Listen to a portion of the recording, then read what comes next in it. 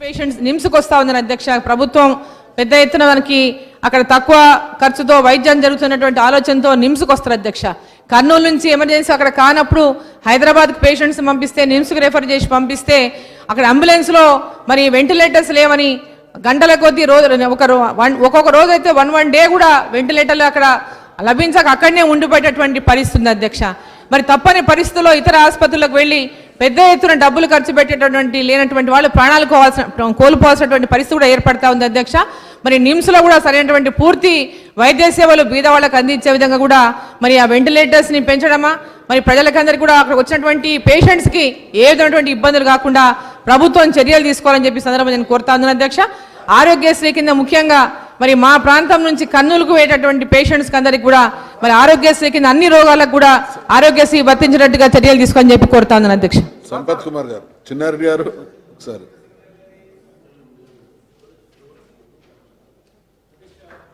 ఇప్పుడు రిపిటేషన్ లేకుండా చూడండి, అడిగేదేదో. అధ్యక్ష, వనపర్తి కేంద్రంగా ఈ మధ్యనే వనపర్తి జిల్లా ఏర్పాటు కావడం జరిగింది. వనపర్తిలో ఉండేటువంటి ఏరియా హాస్పిటల్ని మేము బోర్డు మాత్రమే మార్చేసి జిల్లా ఆసుపత్రిగా దానికి జిల్లా ఆసుపత్రి బోర్డు పెట్టినాం. కానీ సౌకర్యాలు మాత్రం ఏమాత్రం పెరగలేదు. ఈరోజు ఆ హాస్పిటల్ యొక్క హెచ్డిఎస్ చైర్మన్గా ఏమాత్రం కూడా ఆదాయం లేనటువంటి హాస్పిటల్లో కనీసం వసతులు ఏర్పాటు చేయాలంటే చాలా కష్టమైనటువంటి పని. అందుకనే ఈనాడు కొత్తగా మీరు జిల్లా ఆసుపత్రులుగా ప్రకటించినటువంటి ఈ కొత్త జిల్లాల హెడ్ క్వార్టర్స్లో ఉండేటువంటి ప్రభుత్వ ఆసుపత్రులకు ఆరోగ్యశ్రీ పథకం కనుక వర్తిస్తే కొంతన్నా వాళ్ళకి ఆదాయం ఉండడానికి ఆస్కారం ఉంటుంది, ప్రభుత్వం నుంచి ఈ డబ్బు రావడానికి ఆస్కారం ఉంటుంది. పెద్దలు జీవన్ రెడ్డి గారు చెప్పినట్టుగా 320 కోట్లు ఇవ్వాల్సి ఉంటే 100 కోట్లే ఇచ్చినాం, ఇంకా 220 కోట్లు ఇవ్వలేదన్నారు. ఆ మాదిరి కాకుండా బకాయిలన్నీ చెల్లించి ఈ కొత్త హాస్పిటల్స్కు కొత్తగా జిల్లా కేంద్రంలో ఉండే ఆసుపత్రులకి ఈ ఆరోగ్యశ్రీ పథకం వర్తించమని తమ ద్వారా గౌరవ మంత్రివర్యులు నేను కోరుతా ఉన్నాను అధ్యక్ష. సంపత్ గారు. అధ్యక్ష, సంక్షేమానికి పరిపూర్ణమైనటువంటి అర్థాన్నిచ్చే పథకం ఏదైనా ఉందంటే బీదల ఆరోగ్యానికి సంబంధించినటువంటి రాజీవ్ ఆరోగ్యశ్రీ పథకము. చాలా సంతోషం. ఎన్నో కార్యక్రమాలను రద్దు చేస్తూ పోతున్నటువంటి సందర్భంలో కూడా ఆరోగ్యశ్రీ కంటిన్యూ చేస్తున్నప్పటికీ ఆ బకాయిల విషయంలో కానీ తర్వాత ఈ నాన్ లోకల్ విషయంలో ఇంతకుముందు సభ్యులు చెప్పినట్లుగా అలంపూర్ కానీ అటు కోదాడ కానీ ఖమ్మం జిల్లాకు సంబంధించిన కొన్ని నియోజకవర్గాల వరకు దశాబ్దాలుగా పక్క రాష్ట్రంలో ఉన్నటువంటి పెద్ద నగరంలో ఉన్నటువంటి పెద్ద ఆసుపత్రులకు పోయే అలవాటు ఉంది కనుక అదేవిధంగా పోతా ఉన్నారు. కనుక దాదాపు ఒక 6 నెలలు మాత్రం కంటిన్యూ చేసినారు. కర్నూలు హాస్పిటల్లకు కూడా ఈ ఆరోగ్యశ్రీ కింద ఆ ఇన్సూరెన్స్ కానీ అవి ఇవ్వడం జరిగింది. తర్వాత మళ్ళీ ఏమైందో కానీ కర్నూలు హాస్పిటల్ బంద్ చేయడం వల్ల దాదాపు ఆ పరివాహక నియోజకవర్గాలన్నీ కూడా ఇబ్బందులు పడుతూ ఉన్నాయి బీదలు. కనుక ఆ దాన్ని కంటిన్యూ చేయవలసిందిగా గౌరవ మంత్రి గారిని మీ ద్వారా కోరుతా ఉన్నాను అధ్యక్ష. తర్వాత 250 కోట్ల రూపాయల బకాయిలు అంటా ఉన్నారు. దాంతోపాటు స్టాఫ్ విషయంలో కానీ మనం ఎన్ని లక్షల రూపాయలు కేటాయించినా ఈ ఆరోగ్యానికి సంబంధించిన దాంట్లో తప్పు లేదు. కానీ వందల వేల కోట్ల రూపాయలు ఆన్లైన్లో ఎక్కడెక్కడో పెద్ద కాంట్రాక్టర్లకు పోతున్నాయి. కానీ బీదలకు ఆరోగ్యాన్ని ఇచ్చే ఈ సంక్షేమ కార్యక్రమము తర్వాత పరిపూర్ణమైనటువంటి ఆరోగ్య తెలంగాణను తయారు చేయడానికి కావాల్సినటువంటి ఆరోగ్య హాస్పిటల్లో కానీ స్టాఫ్ కానీ రిక్రూట్మెంట్ కానీ ఇన్ఫ్రాస్ట్రక్చర్ కానీ లేకపోవడం వల్ల ఇబ్బందికర పరిస్థితులు ఉన్నాయని చెప్పి తెలియజేస్తూ గౌరవ మంత్రి గారిని కేటగారికల్గా గౌరవనీయులు ఎన్ని హాస్పిటల్లో ఆరోగ్యశ్రీ అమలవుతుంది, ఒకవేళ హాస్పిటల్లో డిలీట్ చేసి ఉంటే ఏ డిలీట్ చేసినారో ఇప్పుడు ఏది ఉందో సంఖ్య ఏమిటి, ఏ హాస్పిటల్లో ఉన్నాయని తెలిస్తే అందరూ ప్రజాప్రతినిధుల ద్వారా ఆ ప్రాంతాల్లో ఈ నియర్ బై ఉన్నటువంటి ఈ హాస్పిటల్లో ఆరోగ్యశ్రీ ఉందని సమాచారం పొందుతుంది. దాని ద్వారా ఈజీగా బీదలు అనవసరంగా అటు ఇటు పోయి ఇబ్బంది పడకుండా లేకపోతే ఖర్చులు పెంచకుండా ఈజీగా ఏ హాస్పిటల్కి పోతే మనకు ఆరోగ్యశ్రీ అవైలబుల్ ఉందని తెలుసుకోగలిగే అవకాశం ఉంది. కనుక ఇమీడియట్గా టేబుల్ చేయవలసిందిగా గౌరవ మంత్రి గారిని మీ ద్వారా కోరుతా ఉన్నా. ఏ హాస్పిటల్లో ఉంది, ఏ హాస్పిటల్లో తీసేసినారు, తర్వాత 100కు పైగా రోగాలను ఈ ఆరోగ్యశ్రీ బీమా కల్పించే రోగాల లిస్టులో నుంచి డిలీట్ చేసినారని తెలుస్తూ ఉంది. అది కూడా బాధాకరము. ఎందుకంటే బీదలకు సంబంధించినటువంటి కార్యక్రమం కనుక ఆ డిలీట్ చేసినటువంటి రోగాలను కూడా మళ్ళీ ఇంక్లూడ్ చేసి ఇన్ఫ్రాస్ట్రక్చర్ను పెంచి వీలైనంత ఎక్కువగా ఆరోగ్య విషయంలో వీలైనంత ఎక్కువగా హాస్పిటల్స్లో ఇన్ఫ్రాస్ట్రక్చర్ పెంచుకోవడంలో తప్పు లేదు, మంచి కార్యక్రమం కనుక దానికి నిధులు వెచ్చించవలసిందిగా కోరుతా ఉన్నా. ఈ శాసనసభ సమావేశాలు అయిపోయే లోపలనే గౌరవ మంత్రి గారు మేము అడిగినటువంటి ప్రశ్నలకు అంటే కర్నూలులో రీయింబర్స్మెంట్ ఇస్తారా లేదా కేటగిరికల్గా చెప్పవలసిందిగా కోరుతా ఉన్నా. దాంతోపాటు ఇప్పుడు కొత్త జిల్లాలనే ఏ జిల్లాలకు ఏ దగ్గర ఉన్నటువంటి హాస్పిటల్లో ఈ ఆరోగ్య జీవిత బీమా కొనసాగుతుంది అన్నటువంటి లిస్టును కూడా ఇవ్వవలసిందిగా మీ ద్వారా గౌరవ మంత్రి గారిని కోరుతా ఉన్నాను అధ్యక్ష. మినిస్టర్ గారు ఇంత ఎలాబొరేట్గా అడిగిన తర్వాత ప్లీజ్ మినిస్టర్ గారు సార్ ఒకసారి మినిస్టర్ గారు 1 సెకండ్ మినిస్టర్ గారు కూర్చో. మీ అందరికి కూడా ఇస్తావు హాఫ్ మినిట్. స్పీకర్ సార్, మీ ద్వారా ఆరోగ్య శాఖ మంత్రి గారికి గత తెలంగాణ రాష్ట్రం ఏర్పడిన తర్వాత మీరు ఆరోగ్యశ్రీ కింద ఎన్ని హార్ట్ ఆపరేషన్స్ కానీ మిగిలిన ఆపరేషన్ ఎన్ని కేసెస్ టేకప్ చేశారు? ముఖ్యంగా ఈరోజు కార్పొరేట్ హాస్పిటల్ యశోద కానీ అపోలో కానీ కామినేని కానీ ఎవరు కూడా ఈ ఆరోగ్యశ్రీని యాక్సెప్ట్ చేసిన మాట వాస్తవం కాదని మీరు తెలుసుకోవాలి. వాళ్ళు బకాయిలు ఉన్నాయని చెప్తుండ్రు, వచ్చి మేము తీసుకొని సార్ ఇక ముందు మేము చేయదలుచుకోలేదు ఆరోగ్యశ్రీ వచ్చేదాన్ని సూపర్ స్పెషాలిటీ కేసెస్ కూడా అదే హాస్పిటల్స్కి వస్తున్నాయి. మీరు జిల్లా హెడ్ క్వార్టర్లో ఉన్న హాస్పిటల్లో ఎక్కడ కూడా హార్ట్కి సంబంధించిన సర్జరీ కానీ న్యూరోకి సంబంధించిన సర్జరీ లేవు. యాక్సిడెంట్ కేసు అయినా హార్ట్ అటాక్స్ వచ్చినా మళ్ళీ హైదరాబాద్కి తీసుకురావాలి. కిడ్నీకి సంబంధించిన మీరు డయాలసిస్ యూనిట్ అని చెప్పి జిల్లా కేంద్రంలో ఉన్నప్పుడు ఎక్కడ కూడా స్టార్ట్ కాలేదు. అది నల్గొండ జిల్లా హెడ్ క్వార్టర్ హాస్పిటల్ ఎగ్జాంపుల్ చెప్దాం. అందుకని దయచేసి మీకు ఎప్పుడైతే ప్రభుత్వాలు ఎడ్యుకేషన్ మీద హెల్త్ మీద కాన్సన్ట్రేషన్ ఇంపార్టెన్స్ ఇస్తారో ఆ ప్రభుత్వాలకు మంచి పేరు వస్తాయి, పేదవారికి న్యాయం చేసిన వారైతే. మీరు రెండింటిని కూడా నెగ్లెక్ట్ చేస్తున్నారు. KG to PG అన్నారు, విద్యను మొత్తం ప్రైవేటైజేషన్ చేశారు. రెండవది చెప్పండి, మీరు ఒక మాట అవకాశం ఇచ్చినప్పుడు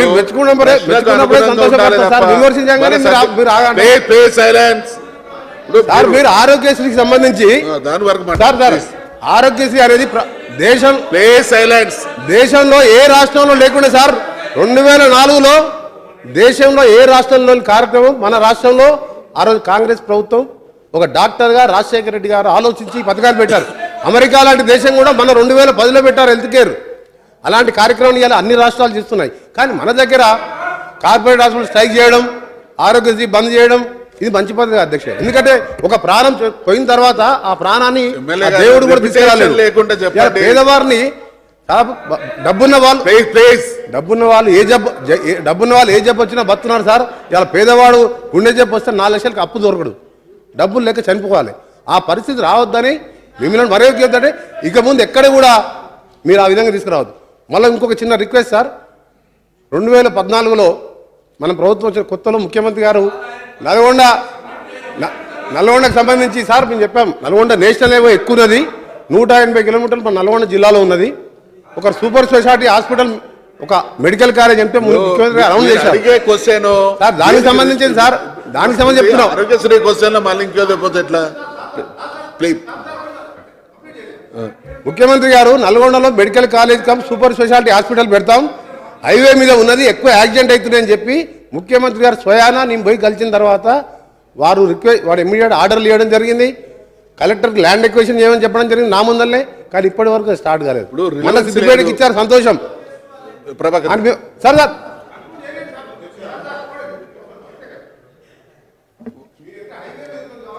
మీకు సిగ్నేటరీస్కి ఇచ్చినాక మీకు అవకాశం ఇస్తే ఏదైనా పాయింట్ కొత్త చెప్పాలి తప్ప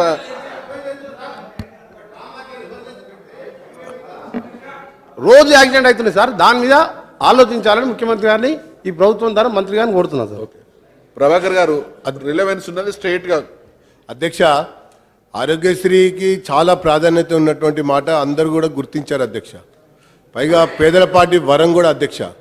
అయితే ఆరోగ్యశ్రీకి సంబంధించి కొన్ని రోగాలని ఈ మధ్య కాలంలో మినహాయించినట్టుగా వార్తలు వచ్చినాయి అధ్యక్ష. తర్వాత ఇంకో కొన్ని యాడ్ చేశామని కూడా వార్తలు వచ్చినాయి అధ్యక్ష.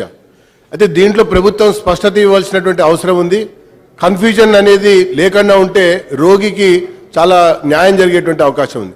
దీంతోపాటు ఆరోగ్యశ్రీ బకాయిల విషయం అందరూ కూడా మాట్లాడారు అధ్యక్ష. అది నిర్ణీత కాల పరిమితి విధించి ప్రతి 3 నెలలకు ఒకసారి మనం ఎట్లయితే ఫైనాన్షియల్ క్వార్టర్గా రిలీజ్ చేస్తున్నామో అట్లా మనము ఆ యొక్క ప్రతి 3 నెలలకు ఒకసారి విడుదల చేసేటట్టుగా ఉంటే కొంత ఉపశమనం ఉంటుందని భావిస్తున్నాం. దీంతోపాటు కొత్తగా హాస్పిటల్ ఇంకా చాలా ఆరోగ్యశ్రీ కిందికి మమ్మల్ని ఎంపానల్ చేయమని చెప్పని కూడా కోరుకున్నారు అధ్యక్ష. దాన్ని కూడా ఎంత తొందరగా క్లియర్ చేసి మరి వాళ్ళందరికీ కూడా అవకాశం కలిగిస్తే ఇంకా సరళతరం అవుతుంది అన్నటువంటి అభిప్రాయాన్ని నేను ఈ సందర్భంగా మీ ద్వారా ప్రభుత్వాన్ని కోరుతున్నాను అధ్యక్ష.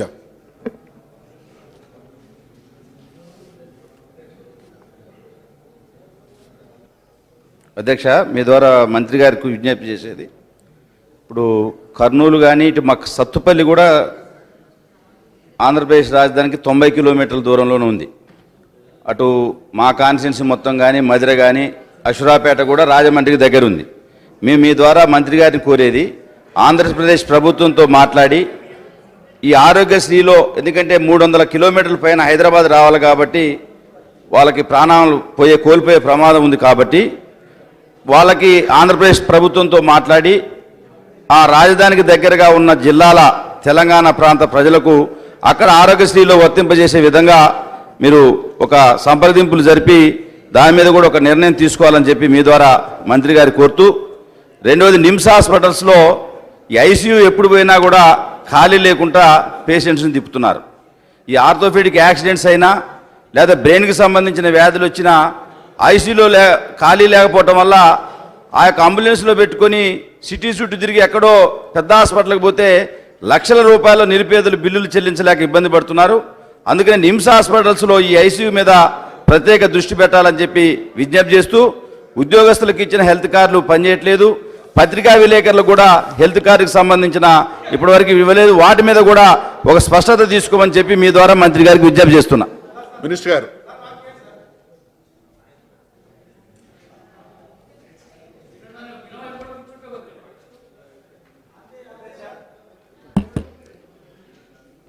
గతంలో ఆరోగ్యశ్రీ కింద కొన్ని వ్యాధులకు మాత్రమే పరిమితం ఉండే అధ్యక్ష. ఇప్పుడు మా కాన్స్టిట్యున్సీలో జరిగినది ఒకటి చెప్తా అధ్యక్ష. లివర్ ట్రాన్స్ప్లాంటేషన్ గురించి ఒక ప్రైవేట్ హాస్పిటల్కి పోతే 45 లక్షలు అడిగారు అధ్యక్ష. సంబంధించిన మంత్రి గారి దగ్గర, సీఎం గారి దగ్గరికి వెళ్తే ఖచ్చితంగా ప్రభుత్వ ఆసుపత్రిలోనే ఇది న్యాయం చేపిద్దాం అని చెప్పి మొట్టమొదటిసారిగా దేశంలోనే ఉస్మానియా హాస్పిటల్లో లివర్ ట్రాన్స్ప్లాంటేషన్ చేసి 50 లక్షల రూపాయల విలువైనటువంటి ఖరీదైన వైద్యాన్ని కూడా పేదవాళ్ళకు అందించినటువంటి చరిత్ర మరి ఈరోజు ఆరోగ్యశ్రీ ద్వారా ఉంది అధ్యక్ష. అదే కాకుండా కిడ్నీ కావచ్చు, ఇంకా రకరకాల వ్యాధులు కూడా, దీర్ఘకాలిక వ్యాధులు కూడా చేయడం జరిగింది అధ్యక్ష. బ్రహ్మాండంగా జరుగుతుంది, పేద ప్రజలందరూ సంతోషంగా ఉన్నారు. సీఎం రిలీఫ్ ఫండ్ కూడా 5,000, 10,000 రూపాయలు ఇచ్చేది ఈరోజు 2 లక్షలు, 5 లక్షలు, 10 లక్షలు, 20 లక్షలు ఇచ్చే చరిత్ర కూడా ఈరోజు ఈ ప్రభుత్వంలో ఉన్న సంగతి కూడా గుర్తు చేసుకోవాల్సిన అవసరం ఉంది. పోతే అధ్యక్ష, ఎంప్లాయీ హెల్త్ స్కీమ్ అన్ని హాస్పిటల్లో ఈ స్కీమ్ ఇంప్లిమెంట్ అవుతుంది. కేవలం 11 హాస్పిటల్స్, NIBH హాస్పిటల్స్ లో మాత్రమే అది అమలు కావట్లేదు. అది కూడా ఈ వారం రోజుల్లో ప్రారంభించేటట్లు చర్యలు చేపట్టాలి అధ్యక్ష. దాంతోపాటు ఓపీ కూడా గతంలో గవర్నమెంట్ హాస్పిటల్లో మాత్రమే ఓపీ చూపించాలని చెప్పడం జరిగింది. దానికి ప్రత్యేకంగా హైదరాబాద్లో జిల్లా కేంద్రాల్లో కూడా ఓపీ సెంటర్లు ఏర్పాటు చేసి మెరుగైనటువంటి వైద్యాన్ని ఉద్యోగులకు, జర్నలిస్టుల కుటుంబాలకు అందేటట్లు చేయాలి. దాని మీద వివరంగా చెప్పాలని చెప్పి మీ ద్వారా కోరుతున్నాం అధ్యక్ష. మినిస్టర్ గారు, ప్లీజ్ సైలెన్స్. అధ్యక్ష, గౌరవ ప్రతిపక్ష పార్టీ నాయకులకు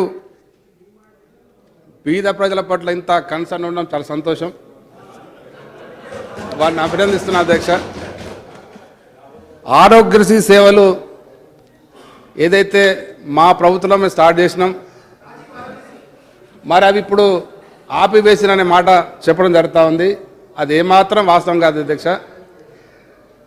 వాళ్ళు స్టార్ట్ చేసిన ఆరోగ్య సేవలను యథావిధంగా నడుపుతా ఉన్నాం. ఒక్క ప్రొసీజర్ కూడా తక్కువ చేయలేదు. ఇంకా మా ప్రభుత్వం వచ్చిన తర్వాత 8 ప్రొసీజర్ పెంచడం జరిగింది అధ్యక్ష. అయితే ఈ ఆరోగ్యశ్రీ కార్యక్రమం ద్వారా బీద ప్రజలకు కొంత మేలు జరిగిన మాట వాస్తవమే. దాంతోపాటు గత ప్రభుత్వ హాస్పిటల్స్ను పూర్తిగా నిర్లక్ష్యం చేయడం జరిగింది. ప్రభుత్వ హాస్పిటల్ పూర్తిగా భ్రష్టు పట్టించడం జరిగింది. ప్రభుత్వ హాస్పిటల్ ఎక్కడ కూడా పేషెంట్కు ఏ ఫెసిలిటీస్ కల్పించలేక మరి ఆ గవర్నమెంట్ హాస్పిటల్ పేషెంట్ పోతే మరి పరిస్థితి అధ్వానంగా మారిన మాట వాస్తవం అధ్యక్ష. మరి వీళ్ళు ఏదైతే మాట్లాడుతూ ఉన్నారో మరి గవర్నమెంట్ హాస్పిటల్ ఆ స్టేజ్కి రావడానికి కారణం ఎవరో ప్రజలు గమనిస్తున్నారు అధ్యక్ష. మరి డాక్టర్స్ రిక్రూట్మెంట్స్ కానీ స్టాఫ్ రిక్రూట్మెంట్స్ కానీ గత దాదాపు 15-20 సంవత్సరాలు జరగలేదు అధ్యక్ష. మరి మన ప్రభుత్వం వచ్చిన తర్వాత మా ప్రభుత్వం వచ్చిన తర్వాత ముఖ్యమంత్రి గారి చొరవతో గవర్నమెంట్ హాస్పిటల్ పరిస్థితి పూర్తిగా మెరుగుపడింది. గవర్నమెంట్ హాస్పిటల్ పైన ప్రజలకు ఇప్పుడిపై నమ్మకం పెరుగుతూ ఉంది. ఈ సంవత్సరమే నేషనల్ లెవెల్లో అవార్డు కూడా తీసుకోవడం జరిగింది. మన రాష్ట్ర ప్రభుత్వం రాష్ట్రం 20% పేషెంట్స్ గవర్నమెంట్ హాస్పిటల్ పెరగడం జరిగింది. ఇది నేను చెప్పే మాట కాదు, స్టేట్ గవర్నమెంట్ స్టేట్మెంట్ కాదు. నేషనల్ లెవెల్లో అవార్డు కూడా ఇవ్వడం జరిగింది అధ్యక్ష. ఈ రకంగా గవర్నమెంట్ హాస్పిటల్స్ను పూర్తి స్థాయిలో ఇంప్రూవ్మెంట్ చేస్తూ ఉన్నాం, అన్ని ఫెసిలిటీస్ కల్పిస్తూ ఉన్నాం. గవర్నమెంట్ హాస్పిటల్ ఎంత నిర్లక్ష్యం చేశారు గత ప్రభుత్వాలు దానికి ఒక నిదర్శనం చెప్తాను అధ్యక్ష. ఇప్పుడు ఎమర్జెన్సీ సేవల గురించి చాలా గొప్పగా మాట్లాడుతున్నారు వాళ్ళు. డిస్టిక్ హాస్పిటల్స్లో కూడా గతంలో ఎమర్జెన్సీ సేవలు అందని పరిస్థితి మనం చూసినాం. ఒకరోజు నేను మంత్రి అయిన తర్వాత అన్ని హాస్పిటల్ విజిట్ చేస్తూ కరీంనగర్ డిస్టిక్ హాస్పిటల్ వెళ్ళడం జరిగింది. అది పెద్ద డిస్టిక్ హాస్పిటల్, పెద్ద జిల్లా. అది హాస్పిటల్ అంతా తిరుగుతూ ఐసీయూ ఎక్కడుందని అడిగినాను. ఐసీయూ లేదండి అన్నారు. ఇదేందండి, మరి గవర్నమెంట్ డిస్టిక్ హాస్పిటల్లో ఐసీయూ లేవు, ఎమర్జెన్సీ సేవలు లేవు అనేది దురదృష్టకరం అని ఇమ్మీడియట్లీ మా డిపార్ట్మెంట్తో చర్చ జరిపి ఖచ్చితంగా అన్ని జిల్లా ఆసుపత్రుల్లో అన్ని ఏరియా ఆసుపత్రుల్లో ఈ ఎమర్జెన్సీ సేవలు అందాలే, ఐసీయూలు ఏర్పాటు చేయాలని నిర్ణయం తీసుకొని ఇమ్మీడియట్లీ ఇప్పటికీ 4 జిల్లా హాస్పిటల్లో ఏర్పాటు చేయడం జరిగింది అధ్యక్ష. మహబూబ్ నగర్, కరీంనగర్, ఆదిలాబాద్, సిద్దిపేట. ఇంకా ఒక విషయం అధ్యక్ష, ఆ మధ్య కాంగ్రెస్ నాయకుడు దిగ్విజయ్ సింగ్ గారు ఒక ప్రోగ్రాం మీద ఆదిలాబాద్ వెళ్ళడం జరిగింది. అదే సమయంలో వాళ్ళ ఒక కాంగ్రెస్ లీడర్కి అస్వస్థత ఏర్పడితే ఆదిలాబాద్ డిస్టిక్ హాస్పిటల్ చేర్చడం జరిగింది. ఆ పేషెంట్ను పరామర్శించడానికి దిగ్విజయ్ సింగ్ గారు అక్కడికి వెళ్ళి హాస్పిటల్ పరిస్థితి చూసిన తర్వాత, మేము ఏర్పాటు చేసిన ఇంటెన్సివ్ కేర్ యూనిట్ చూసిన తర్వాత, మరి ఇంత రిమోట్ ఏరియాలో ఆదిలాబాద్లో ఇంత మంచి గవర్నమెంట్ హాస్పిటల్ ఉందా అని కామెంట్ చేసిండు దిగ్విజయ్ సింగ్ గారు. ఫోటోలతో సహా వచ్చింది, వినండి. ప్లీజ్ సైలెన్స్, ఇది ప్లీజ్ సైలెన్స్. ఫోటోలో సహా ఉంది. అక్కడ లోకల్ పేపర్లో కూడా ఆ రోజు అది రాయడం జరిగింది అధ్యక్ష. ఈ రకంగా గవర్నమెంట్ హాస్పిటల్ పూర్తిగా స్ట్రెంథన్ చేస్తూ ఉన్నాం. Please silence minister. నల్గొండ ప్రభుత్వ హాస్పిటల్ ఆ దుస్థితికి రావడానికి కూడా వాళ్ళే కారణం. ప్లీజ్ అయినా సరే ప్రతిపక్ష పార్టీలు ఏం మాట్లాడినా సరే ప్రభుత్వ హాస్పిటల్ పరిస్థితి దయచేసి అందరూ మెరుగుపరచడానికి సంయమనం పాటించాలి. చెప్పేది దయచేసి విందాం, తర్వాత అడుగుదాం. Please silence, please silence.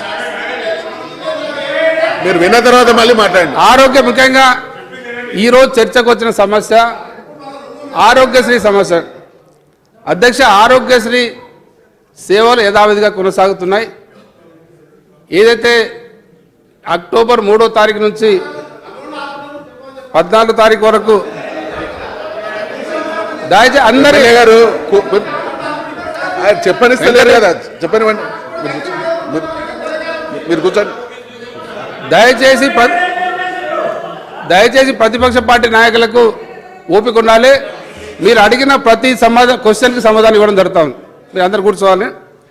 మరి ఈ ఆరోగ్యశ్రీ ద్వారా ఏదైతే నిధులు విడుదలయ్యో ఈ యొక్క తెలంగాణ రాష్ట్రం వచ్చిన తర్వాత 1460 కోట్లు రిలీజ్ చేయడం జరిగింది, పేమెంట్ చేయడం అధ్యక్ష.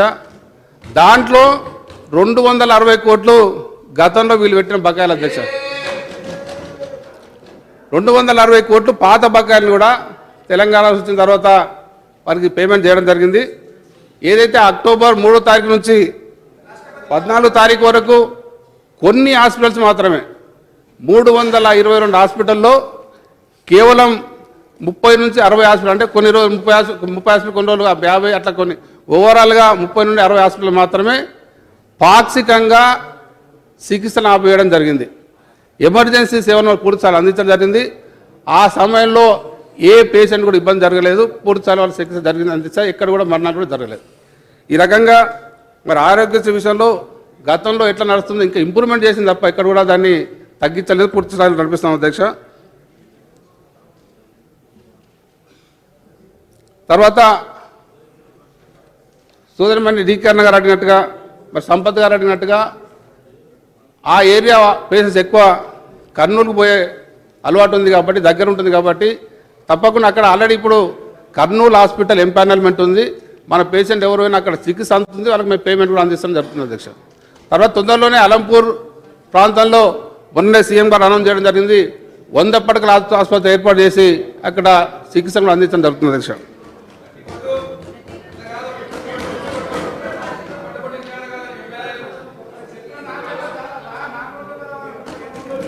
ఇక నిమ్స్ హాస్పిటల్ వెంటిలేటర్ సంబంధించి, నిమ్స్ హాస్పిటల్ మా ప్రభుత్వం వచ్చిన తర్వాత 40 ఉన్న ఎమర్జెన్సీ బెడ్స్ని 100కు పెంచడం జరిగింది అధ్యక్ష.